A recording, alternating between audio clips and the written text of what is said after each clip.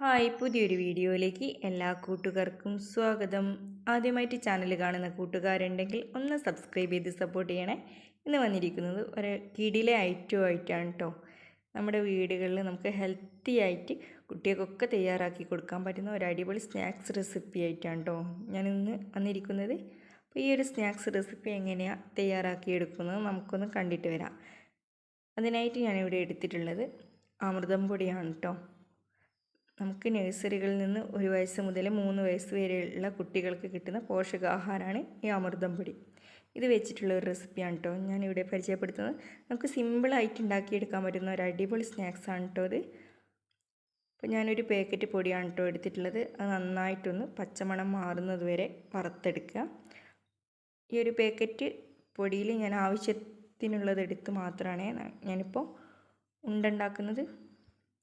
നല്ല രീതിയിൽ പച്ചമണം മാറുന്നത് വരെ നന്നായിട്ടൊന്ന് വറുത്തെടുക്കുക.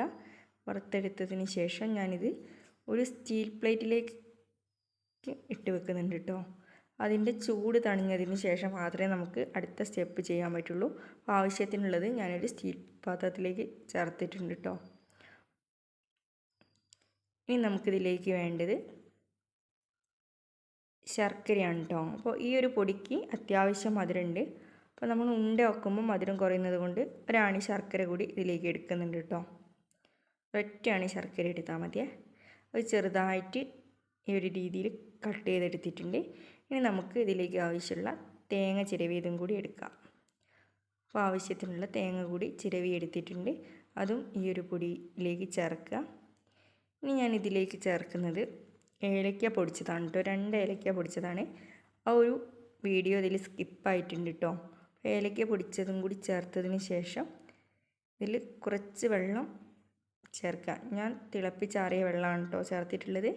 എന്നിട്ട് നമ്മൾ തേങ്ങയും ശർക്കരയൊക്കെ എല്ലാ ഭാഗത്തേക്ക് എത്തുന്ന രീതിയിൽ നന്നായിട്ടൊന്ന് മിക്സ് ചെയ്യാം.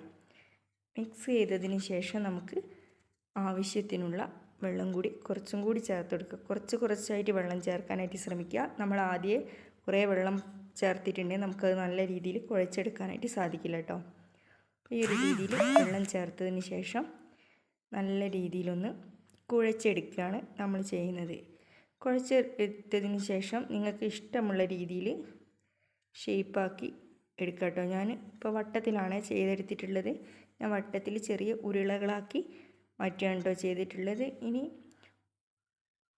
ഓരോ ഉരുള ഉണ്ടാക്കിയതിന് ശേഷം എല്ലാ ഉരുള ഉണ്ടാക്കിയതിന് ശേഷം ഞാനിതിൽ ഒരു ഇൻഗ്രീഡിയൻസും കൂടി ചേർക്കുന്നുണ്ട് കേട്ടോ.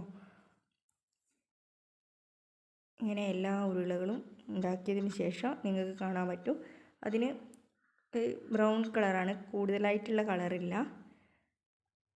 അത് കഴിഞ്ഞാൽ നമ്മൾ എല്ലാ ഉരുള ഉണ്ടാക്കിയതിന് ശേഷം കുറച്ച് നെയ്യ് നമ്മളെ കയ്യിൽ തടവിയതിന് ശേഷം നന്നായിട്ടൊന്ന് ഓരോ ഉരുള എടുത്ത് ഒന്ന് നന്നായിട്ടൊന്ന് ഉരുട്ടി വെക്കുക കേട്ടോ. കയ്യിലിട്ട് ഒന്നും കൂടി. അപ്പോൾ അതിന് നല്ലൊരു ടേസ്റ്റും കിട്ടും. അതുപോലെ തന്നെ നല്ലൊരു ഗ്ലോയിങ് കിട്ടും കേട്ടോ. ഈ ഒരു ഉരുളയ്ക്ക് ഇപ്പം ഞാൻ ഉരുട്ടി വെച്ചതാണ്. ഇത് നെയ്യ് ചേർക്കുന്നതിന് മുമ്പുള്ള കേട്ടോ. ഇത് എല്ലാം ഉരുട്ടി കഴിഞ്ഞിട്ടുണ്ട്. ഇനി നെയ്യ് ചേർത്തിട്ട് ഉരുട്ടിയാലുള്ള കളറ് നിങ്ങൾക്ക് ഇപ്പോൾ കാണാൻ പറ്റും കേട്ടോ. അതൊരു വേറൊരു കളറായി മാറും. നല്ലൊരു ബ്രൗൺ കളറിൽ മാറുന്നുണ്ട് കേട്ടോ. അപ്പോൾ ഇങ്ങനെ നെയ്യും കൂടി ചേർത്തിട്ട് നമ്മൾ ഈ ഒരു രീതിയിലാക്കി കൊടുക്കുക.